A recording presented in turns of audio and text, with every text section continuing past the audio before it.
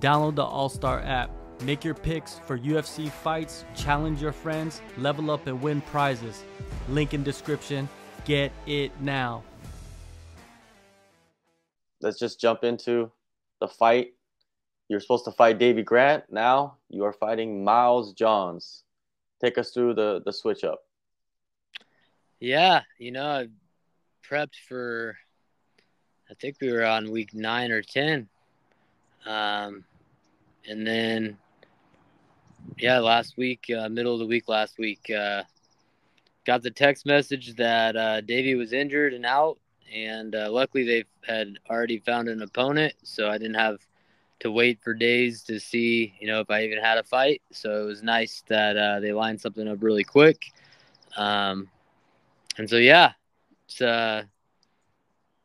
a lot of film to watch for nothing, but maybe me and Davey can run it back down the road. I know I sent him a message and just wished him, good health and recovery. And sounds like a pretty serious neck injury. So from what he posted about it, it sounded like he was going to be had a long road for recovery. So I don't know when that might happen, but I would love to do it because I've already prepped for it. Not only physically, but, strategically and all that kind of stuff. So, now, the last couple of weeks of camp, usually I'm kind of tired of watching film on these guys. You've watched enough. You kind of feel like I still watch it, but just because I'm weird and obsessive. But, now it's a total switch up. So, got a new guy to watch and new guy to study and try to figure out. And, here we go. Yeah, you go from just physically, right? Davy Grant's like a leaner, longer guy. Miles Johns a little shorter, stockier, right? Kind of more in the pocket, so to say, but both dangerous. Both dangerous. Yeah, Davy's just so dynamic and awkward, kind of, throws his punches from strange angles and loves to switch stances. He has a lot of attacks from both stances. He likes to kick a lot with leg kicks and stab kicks. And now I'm fighting a guy who's a little bit more traditional as far as, he loves his right hand. And there's some tendencies he has that we're seeing. So I think a little bit less work to do on my end as far as film study. But definitely, Miles Johns, I think he's 5-2 in the UFC, something like that. So a guy who's had success. I don't think he's ever fought anyone like I am, but he's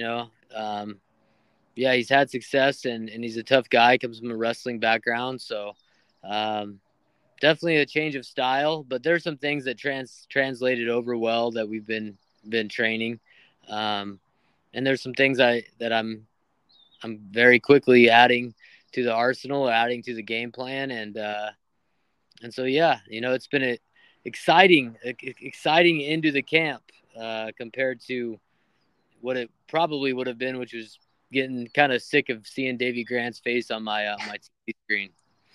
Yeah. Now you get sick of seeing someone else's face on your TV screen, right? Well, I only got a couple weeks, so, Yeah. He keeps me entertained so far. So, What? Appreciate Miles Johns for taking the fight on such short notice. 2 weeks notice, it's ballsy.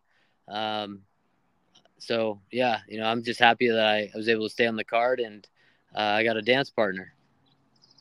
Watching film throughout the camp, right? Some fighters, they don't even watch film at all until like maybe 2 weeks out or even during fight week from my conversations with many fighters. But some fighters like yourself, they watch it throughout the camp. Does it keep you on edge seeing your opponent and watching them and, studying them? Yeah, I have this kind of process that I go through where I like to find the earliest fight I can and watch their career unfold. I think that there's certain things you do even early in your career where you're not that experienced yet, that even though you get better and you see the progression of a person, there's certain tendencies that just are natural to people. And so, I've had success in fights against tricky guys, and I attribute a lot of that success to being diligent with film study, um, putting different minds together, both my coaches and myself, and having conversations. We usually have a barbecue day where we watch film together and stuff like that, and so it's just a part of my process, you know. And I would feel very strange. I know I've heard that from guys like, oh, I don't watch any film. I leave that to my coaches. And my coaches are great, but they pick up things that I don't see, and I pick up things that they don't see. And we put all of our heads together, and I think we usually come up with a pretty good way to address things. And so, yeah, we've got to do it on the quick this time, but I've watched, and they've watched a lot of film, and we've, we feel good about it. We feel good about going into this fight. Going from a guy like Davey, who's long and lanky, I had a little bit of size advantage on him, but not anything really too significant. And now I'm fighting a shorter, stockier guy. And so it changes things a little bit for sure. But yeah, this is the part I love. I love this part. I kind of geek out over it and nerd out over it. And so, yeah, I get to do it again in a short amount of time, but here we are. From your past experiences fighting the shorter, stockier guys, where do you see the advantages for you? I mean, obviously the length advantage, the ability to try to find the range where they're at the end of my punches, and I can hit them and they can't hit me. If I could find that range and find that groove and get that kind of motion in the fight, that's usually a strategy I try to employ. I didn't do it so much with Brad Katona in my last fight, even though he was shorter and a little stockier, but I just didn't like him. So I just wanted to walk him down a little bit more and break him. But usually that's the plan is to use my footwork and still pressure fight, but because I'm a pressure fighter and a high volume fighter, but do it strategically and do it with distance, if that even makes sense. I know that doesn't really make sense, but I do believe there's a way to use your range and still pressure someone.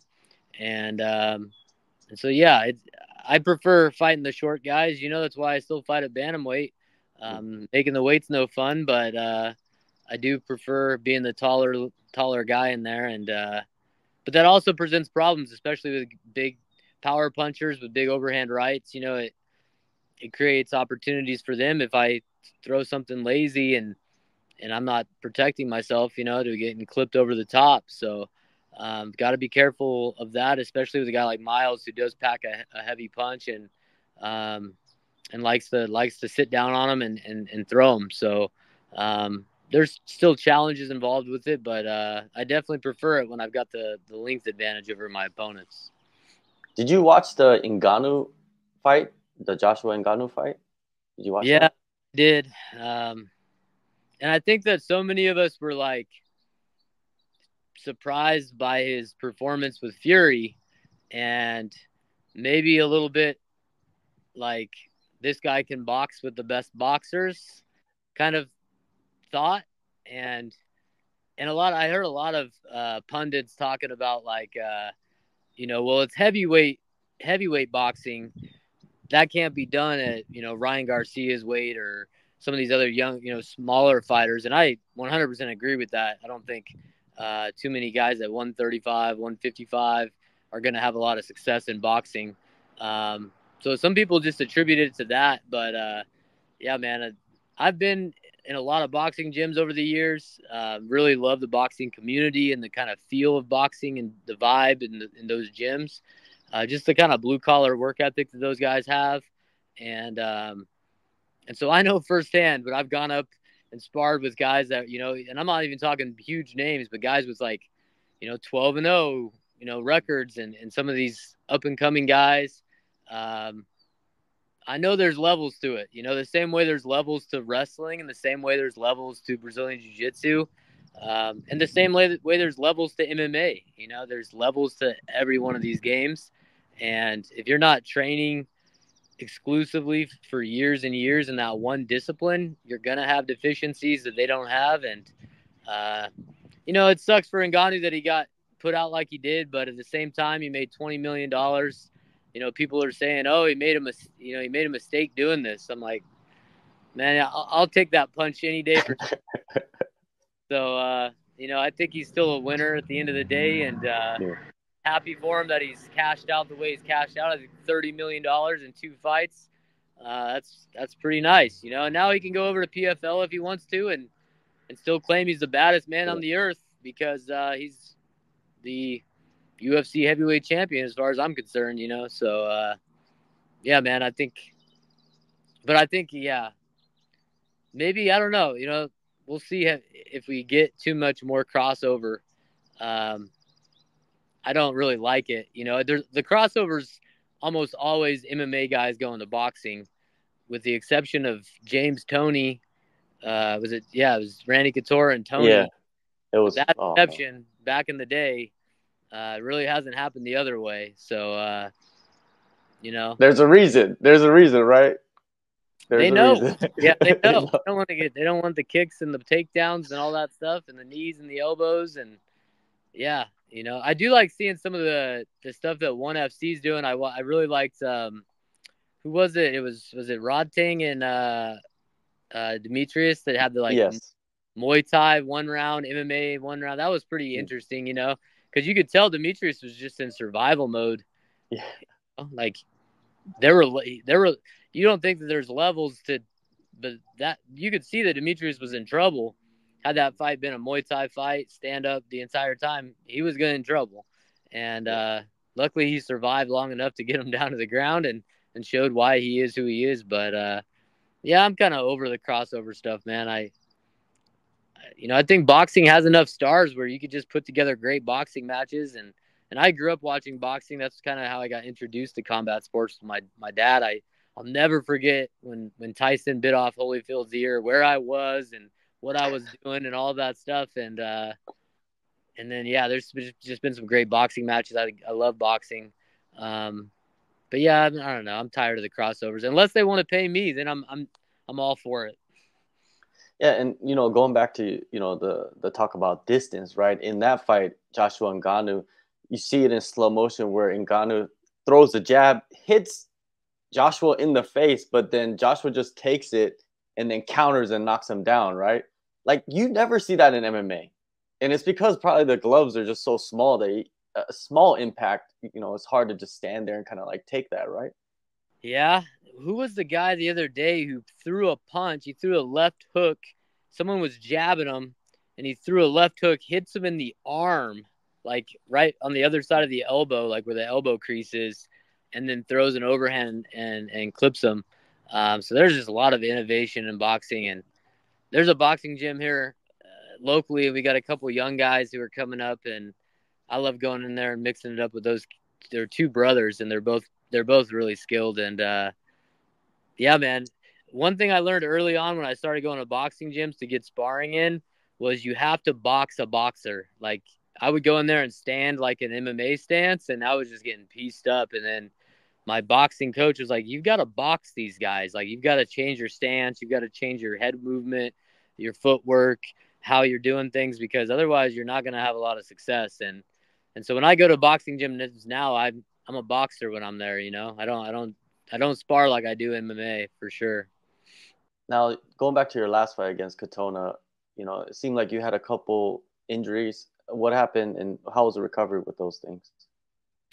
Yeah, I had a deviated septum on my nose, and I looked at getting surgery on that, but and I still might eventually, but the doctor pretty much was like, you're still going to fight. You're still fighting. We can fix this, and chances are you're going to be back in here again after the next fight. So I've actually got these, they're not nose strips, but they're little Band-Aids I put on each side of my nose each night. And then there's a metal brace that goes on the top that essentially is magnetic, and it opens my nose up at night. And I could use it for training too. So I've been kind of using that every night to help with that. and my nose is feeling better using that. So I had a torn groin, and that's been kind of just a nagging injury from even before the fight that really crept up on me after the fight and started really bothering me. And then I ended up, when I was getting that checked out, found out I had a hernia. So I got surgery on that, and had to do some physical therapy for those things. But yeah, it was probably a good thing. I had a little break from the gym anyway, and we had from the Ultimate Fighter show right into a 3-month fight camp. We had a lot of notice for that Brad Katona fight, so I was really hitting it hard for months and months and months. And so I needed a little reset, and I got it because of the injuries. And so when I went back after that, when I felt like I could go back, it was nice. Sometimes or I remember early in my career, I was the guy who was, wearing it like, oh, I fought on Saturday, I'm back in the gym on Monday. And I think when you're young, that's a good mentality to have. But as I continue to do this for years and years, it's nice to get a reset sometimes. I think mentally and physically, it's nice to kind of take a couple weeks at least after a fight to let your body recover and reset and heal, and then start slowly getting back into it. So I think it was good for me, and we've been at it. Even before we found out about this fight, I was in the gym every day for probably almost 2 months. So I don't feel like I had a long, and that's another thing too, is this camp was, it's been really a blessing that I've been given so much notice for both of my last 2 fights. My first stint in the UFC, I don't think I had more than 6 weeks notice for any of the fights. So, having the time to really plan out training schedule and how I'm going to balance my life with it, and also my coaches and how we're going to, make sure we're peaking at the right time and everything like that. So, I don't come from a big gym, but one of the benefits of coming from a smaller gym with a smaller team is my coaches are so invested in what we're doing and in my next fight. So, for me, that's very beneficial. I feel like that's what you see a lot in boxing. You see these boxers, these big boxers, big name boxers making millions and millions of dollars, make camps around themselves. And I feel like I do that too, to a certain extent. We still have a team and we still train regularly together, but when I have a fight, it becomes a priority for everybody to help me. So I'm really fortunate to have the people I do around me. And yeah, I'm feeling this week, I'm really starting to feel like, all right, I'm ready to fight, man. I'm starting to get that itch to get back in there. So I'm excited. How do you want to start your second stint in the UFC? Like, what kind of performance do you want to have?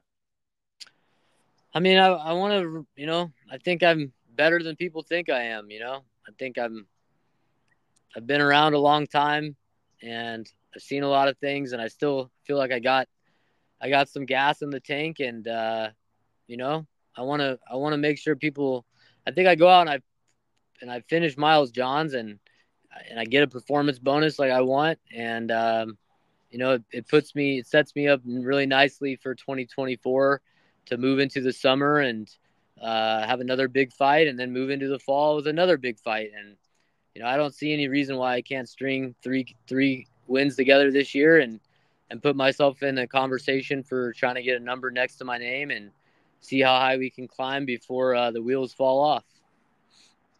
There you go, man. It all starts March 23rd, Las Vegas. Cody, thank you, man, so much. And I'm so happy that you're back in the UFC. We spoke about this, I don't even know, before you're going on the Ultimate Fighter, right? You're like, man, I need to find something. And then you got your opportunity, and now you're back at the UFC. It's wild how everything changes in such short amount of time, right? Yeah, this time, what are we in? We're in March. So I was on the show this time last year, coming home from the show. But, 13 months ago, I was not sure, and I didn't think the UFC was ever going to happen. And so here we are. And that just goes to show that anything could happen in the sport. And, yeah, man, I'm excited. I'm excited to ride off into the sunset with a bag of cash and some great fights that I hope I can, leave my mark on the sport before it's all said and done. Do you have a baby on the way as well? Yeah, my wife's due here in a couple weeks, so I actually hope she has the baby this week. just so that I won't have to go to fight week and be checking my phone every fight. That's what I've been doing in the gym lately. Is usually I put my phone in my bag and I don't get to it, until after practice. But this last couple of weeks, even I've, like we'll have a water break or something, and I'll run over and just check it. Not because I'm looking at anything. I just want to make sure I didn't get a text or a phone call. And so yeah, that's my wife keeps telling me, hey, when you go to Vegas, don't think about it. We'll be okay. We have a contingency plan if it happens and I'm not here. But yeah, I hope she delivers this week, and it'll make for a crazy week. Last week at home, but at least I'll leave knowing like things are good. So either way, added motivation to go out and do my thing. So all the best, man, Cody, and everything that's going on in your life. And yeah, all I expect is an exciting fight coming up, and that's what we're gonna probably get. So yes, thank you, sir. man, for the time as always. John, always good to talk to you, man. Take care.